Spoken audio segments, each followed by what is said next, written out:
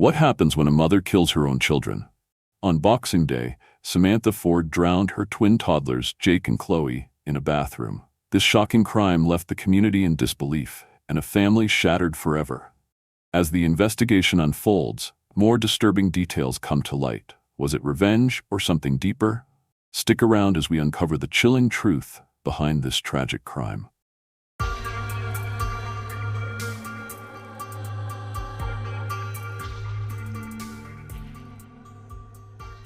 Welcome to True Crime Anatomy, and a special thanks to my amazing subscribers. I hope your families stay safe wherever you are. For those who are new, don't forget to subscribe, like, and share this video, because here we bring you true crime stories from around the world every day. Stories that are unheard and unseen. On December 26, 2018, a mother named Samantha Ford made a decision that would change her life and the lives of those closest to her forever. Jake and Chloe Ford, her 23-month-old twin children, were found dead in their mother's home. But how did things get so tragic? In this story, we will uncover the heartbreak of a family torn apart by mental illness, domestic conflict, and a series of devastating events. Join us as we look into the details of the crime, the intense investigation that followed, and the trial that shocked everyone involved. To understand how this tragedy unfolded, we need to look deeper into Samantha Ford's life and the breakdown of her marriage to Stephen Ford. For much of their early years together, Samantha and Stephen led a comfortable, affluent life in Qatar. They were living abroad, surrounded by luxury, working hard in their respective careers. But beneath the surface, cracks in their relationship were beginning to show. Samantha and Stephen's marriage, like many, had its highs and lows. While they enjoyed an enviable lifestyle, the pressures of living far from home and the strain of their busy lives slowly began to take a toll. In 2018, after 10 years of marriage, the Fords made a big decision to leave their life in Qatar and return to the UK, hoping for a new chapter. They moved to 𝐬𝐮𝐬𝐫𝐿, Kent, looking to settle down in a quieter, more peaceful setting. But this fresh start didn't go as planned. What seemed like an opportunity to rebuild quickly descended into conflict. Samantha's mental health, already fragile, began to deteriorate rapidly. Family members recall that after the move, she began showing signs of increased anxiety and depression. At first, it seemed like normal stress from adjusting to life back in the UK, but it didn't take long before it became clear that Samantha was struggling with much more. As the days went on, Samantha's emotional state worsened. Her behavior became more erratic, and she was described by those close to her as controlling and aggressive. She would repeatedly try to convince Stephen to come back, sending him countless messages pleading for reconciliation. The communication between them became tense, and every attempt to fix things seemed to backfire. Their arguments became more frequent, and it was clear to those around them that their marriage was on the brink of collapse. Those who knew Samantha began to notice just how obsessed she was with the idea of getting Stephen back, a feeling that seemed to consume her every thought.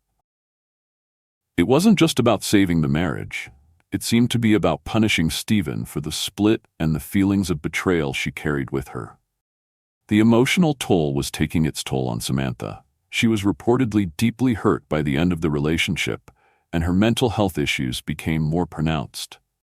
Family members would later admit that they saw her unraveling, but they didn't know how bad things had truly gotten. Friends and family members spoke about how Samantha's mood swings intensified and how she became fixated on Stephen's departure, unable to move past it. As the months went on, Samantha's mental state deteriorated to a point where it seemed out of control. In a desperate attempt to regain some form of stability, Samantha moved with the twins to Margate, hoping to distance herself from the tension. Stephen remained in 𝐬𝐮𝐬𝐫𝐿, and the separation between them grew wider. But it was clear that despite the physical distance, the emotional distance was something neither of them could escape. Samantha's behavior became more extreme. She was described by those close to her as both controlling and volatile, often lashing out over small things, struggling to manage the reality of her broken family. Despite trying to keep it together for the sake of her children, her anger and resentment began to boil over, affecting her ability to function in everyday life. In the months before the tragic event, Family members intervened, recognizing that her mental health had severely declined. They decided that, for the sake of the twins, it would be best if 𝐬𝐮 took them for the holidays, hoping that the time spent with their father might provide some respite. It was at this moment that the tension between Samantha and 𝐬𝐮 would reach its breaking point. On Christmas, Samantha's mental state had reached a crisis. By this time, she was so emotionally fragile that her family felt the situation could no longer be ignored. They made the decision to have 𝐬𝐮 bring the children back on Boxing Day. But what should have been a peaceful holiday gathering would quickly turn into a nightmare that would devastate everyone involved. Samantha's emotional turmoil was already evident in her words and actions leading up to that fateful night. She had been sending 𝐬𝐮 numerous text messages begging for him to return to her, and her frustration was growing as she realized that reconciliation wasn't going to happen. She felt abandoned by the one person she once loved, and the anger inside her began to consume her. It was clear to those around her that Samantha was no longer in control of her emotions. Her family had tried to help her, but the emotional damage from the breakup with 𝐬𝐮 was too much for her to handle. Samantha was no longer able to see a way out of her pain, and the desperation she felt began to manifest in dangerous ways. In her mind, if she couldn't have her family back, then no one would. Her mental illness, combined with her overwhelming feelings of anger, grief, and betrayal, set the stage for the horror that was about to unfold on December 26, 2018. The relationship between Samantha and 𝐬𝐮 had come to a tragic end, but it was the unresolved emotions from that separation that ultimately led to the tragic deaths of Jake and Chloe Ford. In the weeks leading up to the killings, Samantha's behavior was becoming more unpredictable, and there were clear signs that her mental health needed immediate attention. Family members, doctors, and even the children's father all tried to intervene, but they were too late to stop the devastating act that Samantha would commit just a few days later. The shocking truth behind this crime would soon be revealed, and the heart-wrenching details of Samantha's final moments with her children would haunt everyone involved. But understanding how a loving mother could take the lives of her own children requires us to dig deeper into the emotional and psychological state that had brought Samantha to this breaking point. On Boxing Day 2018, Samantha Ford's mental state reached its breaking point. The weight of everything, the failed marriage, the separation from her children's father, the deepening despair, became too much to bear. That night, after her parents had left her home in Margate, she made a decision that would change everything. Samantha was alone with her two young children, Jake and Chloe, both just 23 months old. The house was quiet, the atmosphere heavy with the silence of the empty rooms. But behind that silence, something terrible was unfolding. In the stillness of the bathroom, Samantha filled the tub. The water was warm, almost comforting, as she prepared for an act that would shock everyone who knew her. With a calmness that would later disturb investigators, Samantha undressed her children and placed them in the bath. The two toddlers, completely unaware of the horror they were about to face, sat there, innocent and vulnerable. What happened next was horrifying. In a calculated, cold manner, Samantha drowned both of her children. It wasn't quick. It wasn't an act of passion or a momentary loss of control. It was a slow, deliberate act. The children struggled, fought for their lives in the water, but their mother was resolute. She held them down, ignoring their cries, focused only on carrying out what she had set her mind to. As the minutes passed, Jake and Chloe's lives slipped away, their tiny bodies becoming still, their breath silenced. By the time the deed was done, the twins were lifeless. Their mother, exhausted from the act, left them where they lay, their bodies found in the bedroom hours later. The horror of the scene was unimaginable. Afterward, Samantha didn't try to hide what she had done. She made no effort to flee or to cover up the crime. Instead, she left the house, got into her car, and drove off in a haze of despair. The scene at the house was one of tragedy beyond comprehension. The bodies of Jake and Chloe were discovered in their bedroom, cold and still. For those who would later uncover the details, the crime was one that left everyone searching for answers. What had pushed Samantha to take the lives of her own children? What kind of pain could have led to such a cold act? After the tragedy, the police were left with the grim task of piecing together what had happened inside Samantha Ford's home. But the investigation would not be simple. The road to uncovering the truth was filled with challenges, unanswered questions, and twists that no one could have predicted. When officers arrived at the scene, they were confronted with the lifeless bodies of Jake and Chloe. They had been found in their bedroom, cold and motionless. The crime scene was shocking. But what came next was even more perplexing. Samantha was not there. She had left the house, driving off in a dazed state. It wasn't long before police learned that Samantha had crashed her car into a lorry after driving at high speeds in a desperate attempt to end her own life. She survived, though severely injured. When authorities approached her at the scene of the crash, she spoke the chilling words, "I've killed my babies. Please let me die."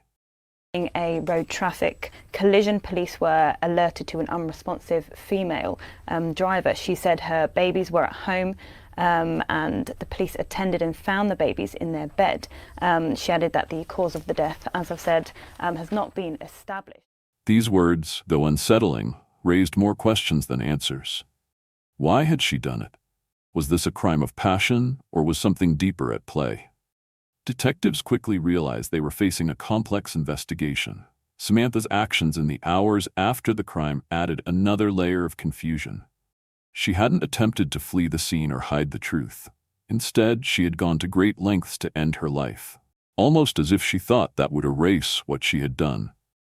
As the investigation continued, police focused on several key pieces of evidence. Phone records were examined, and it was revealed that Samantha had been in frequent contact with her estranged husband, Stephen Ford. The text messages she sent showed a desperate woman pleading for reconciliation, but there was nothing in them that hinted at the horrific act she was planning. Forensic reports were also crucial in understanding what happened. The children's cause of death was clear. They had drowned, but there was confusion about the exact time of death. Had they been drowned immediately, or had there been a lapse of time between the act and when their bodies were found? This uncertainty made it difficult to piece together the exact timeline of the crime. Psychiatric evaluations of Samantha also added complexity to the investigation. The reports revealed that she had been suffering from moderate depressive illness and other emotional struggles. But did that explain why she took the lives of her own children? Could her mental state have led her to commit such an act, or was there something else driving her? One of the biggest challenges faced by the investigators was the lack of clear evidence of premeditation. Samantha's behavior after the crime, her car crash, her statement to police, suggested confusion and desperation rather than a carefully planned act. But that didn't explain the methodical way she had drowned her children.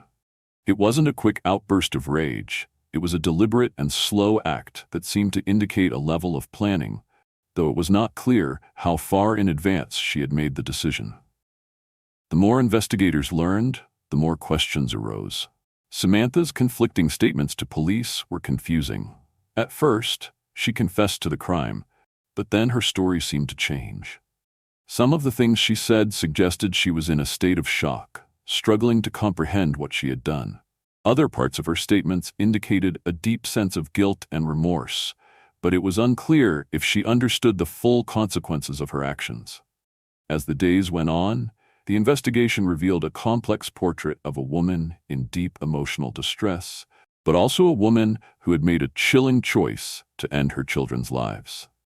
The more the police dug into Samantha's past and the events leading up to the crime, the more they realized that there were no simple answers. What was clear was that this was no ordinary crime. The tragedy of Jake and Chloe Ford's deaths was compounded by the realization that Samantha's mental health had played a significant role in what happened, but to what extent? Investigators would have to continue untangling the facts, trying to make sense of a crime that was as heartbreaking as it was baffling. In the end, the investigation painted a tragic picture. A woman deeply affected by the breakdown of her family, a mother in profound emotional pain, and a crime that defied simple explanation. The investigation may have answered some questions, but it left others lingering.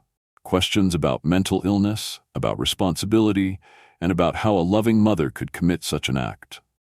What would drive a mother to kill her own children? Was it rage, mental illness, or both? Experts have struggled to answer this question since the tragic deaths of Jake and Chloe Ford.